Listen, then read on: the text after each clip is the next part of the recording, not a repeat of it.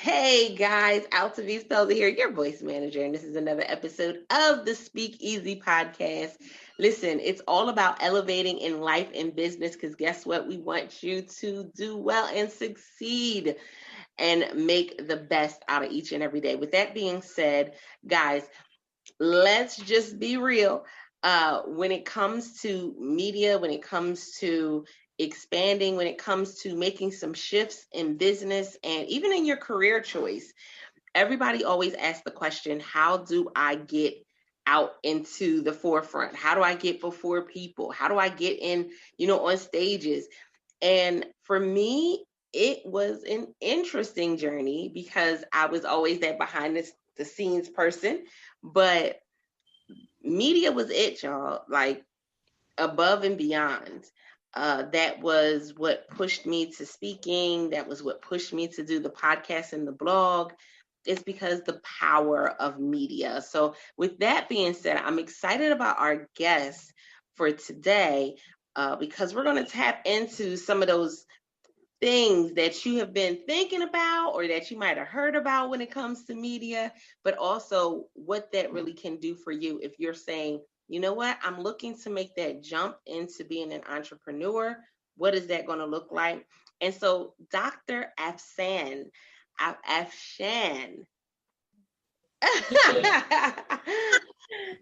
I'm so grateful to have you on as a guest today. Tell the studio audience a little bit about yourself, and then we'll dive into today's topic.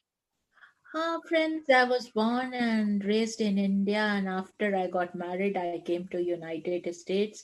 And I am a scientist. I'm PhD in biochemistry from India.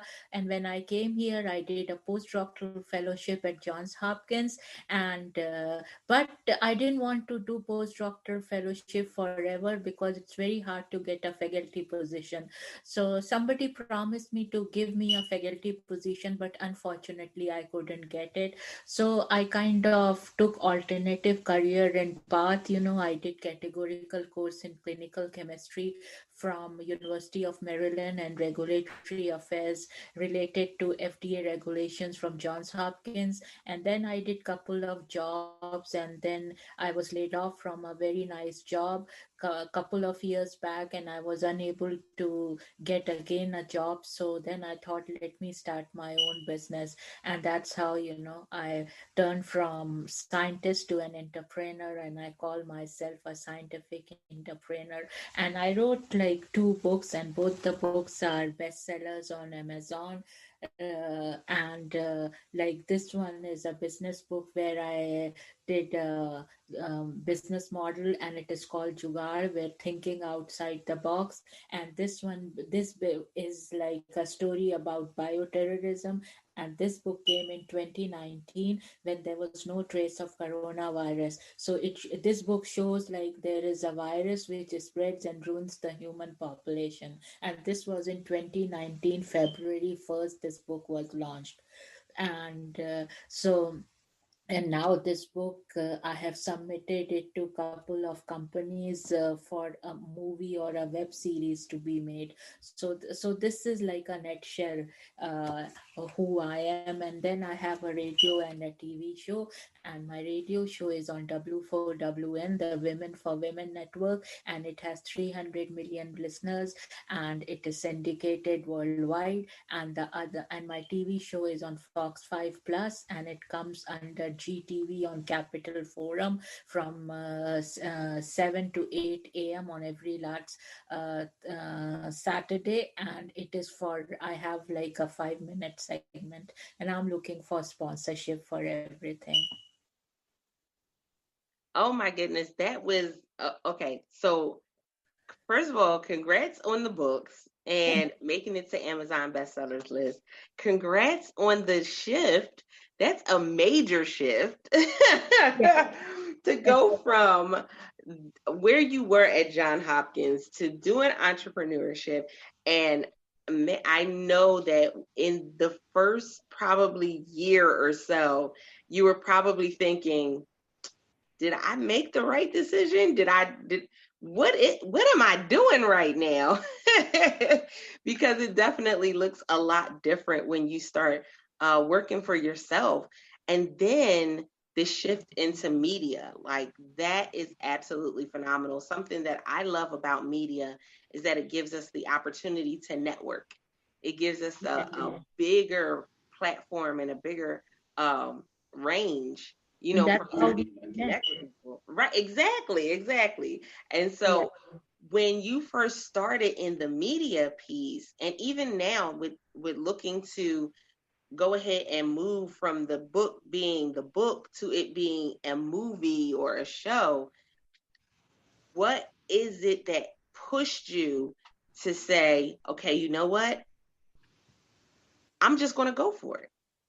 Yeah, I was always Hollywood and Bollywood always inspired me because there is so much creativity in those two places. I come from India, so Bollywood is a very well-known thing there, and I just watch movies because that is one of the medium where I de-stress myself. So, but when I wrote this book, I wanted to educate my listeners, my viewers about bioterrorism, and since coronavirus has come, like my book became a bestseller because it was a very hot piece, because exactly what happened, this is what is in the book. And I'm amazed that how I wrote it in 2019 February. It came and there was nothing of this sort.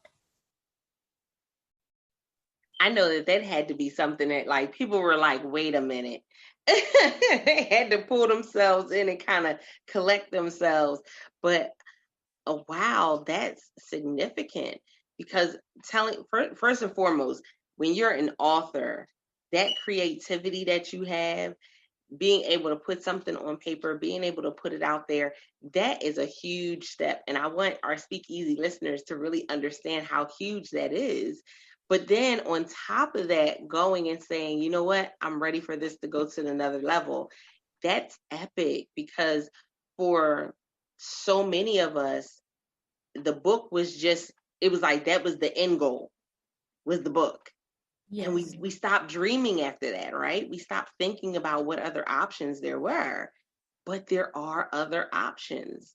Yeah. That part. And my book got like a good review from Hollywood. The Hollywood agent who is working on this like said it is like Contagion, which was a very very famous movie. And it is kind of a mix of Contagion, and there is one Rich Asians. There is a movie Crazy Rich Asians. So he said it is kind of combination of those two. So I'm very happy, keeping my fingers crossed that let's see that who will pick it up, because next month he will be giving it to various production houses. And if I am lucky, it will be picked. If I am not, it all depends upon God, that what God has for me, the another pathway, or this pathway, or what it is. Because I take major shifts in my career. You Oh never. my goodness. Yeah, some definite major ones. And with the major shifts that you've taken, have you ever had a moment where you look back and you say, I kind of miss it? Yes, of course. Like I was very disillusioned because I belong to a family who's full of biochemists. My father was the one who did those like the precursor of Lipitor. He was the one who discovered it in India, and all those Lipitor drugs and all are subsequent of that. Statins, it is called. So like I was very disillusioned that I did not get a faculty position. But then I said I will not, I will somehow motivate myself and move forward, and that's how I did. And I was like, people, somebody promised me like they'll give me a faculty position if I do some courses. I exactly spend my money and hard work and everything on those courses, and that person did not give me. He should not have promised me, like to give me a faculty position if you do these courses and everything. And I did exactly what he told. I mean, like, what are these advisors in various universities, if they promise something and they cannot accomplish it, so that means they are fooling your students, so I had kind of like that setback in life, but I just moved on. So from here, your listeners can see that one should not get depressed. one should get motivated that God has path for everyone, and I believe in God Almighty, that He is the one who has path for everyone. Because if I would have got a faculty position, I would not be writing books. Oh, that part. That when we make that shift in our lives, sometimes it's from rejection. Sometimes it's from somebody not living up to an expectation. It's from something that could potentially devastate us if we allow ourselves to sit in that moment. And Speakeasy podcast listeners, I really want you guys to hone in on this and tap in, because there may be things that did not go right this year for you. There may be things that Yes. did for your business. There may be things that did not go right. There may be relationships that were broken or contracts that went bad. I want you to understand that even in those moments, it can be pushing you to something greater. And Yes. even if we have to close the business, even if the book didn't sell as well as we thought it was going to, there are some significant opportunities that really do open up when we see them. We have to be open to them. And so that's really significant. Yes. I love that. I love that. One of the things that I often ask people is, in this journey, have you had any moments where it was a blunder, where it was something that you're like, you look back now and you're like, yeah, I should not have done that, but we're here now. Yeah, there were moments, when the business is not going good. I self-published my two books. I mean, you know how hard it is because you are from New York, and all the big publishers are there. They go after celebrities. It's very hard to gain their attention. So I was putting my money here. I don't have a job, and just my husband has a job, and I'm doing this. So investing in this, you think like. Is it the right step or is it the wrong step or all? But thank God got a good response. So one should be motivated because these days in COVID-19 era, so many people are depressed that what is going to happen. So one should not lose hope. I thank you for saying that. I think that's something that people right now need to hear. Don't lose hope. You Yes. you never know what is coming around the corner. Don't lose hope.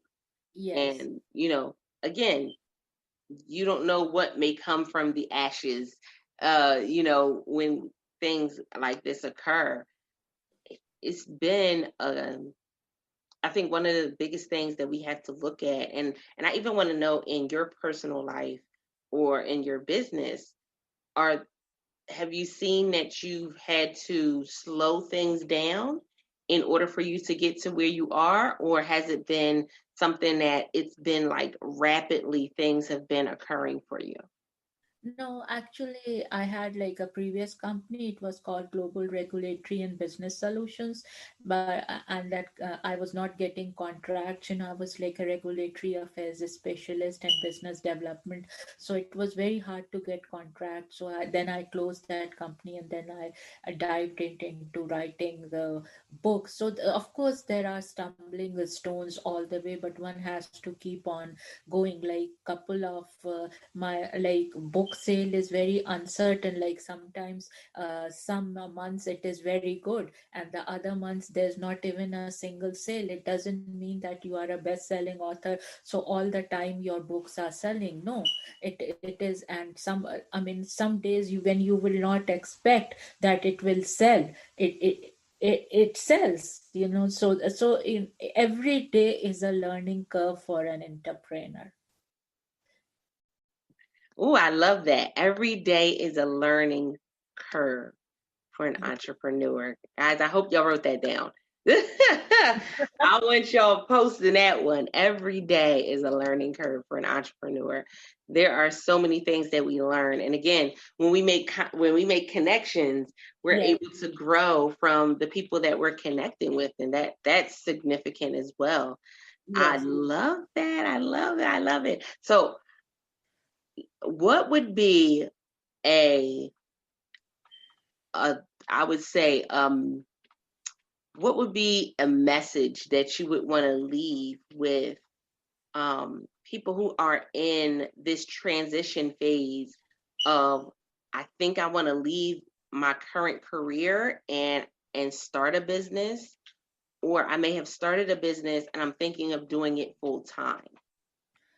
For me it was like a sudden transition. Like I my company was not doing good, so I had to close it and I wrote a book. I think the safest part is to write a book, and you will definitely have some people who would want to buy your book.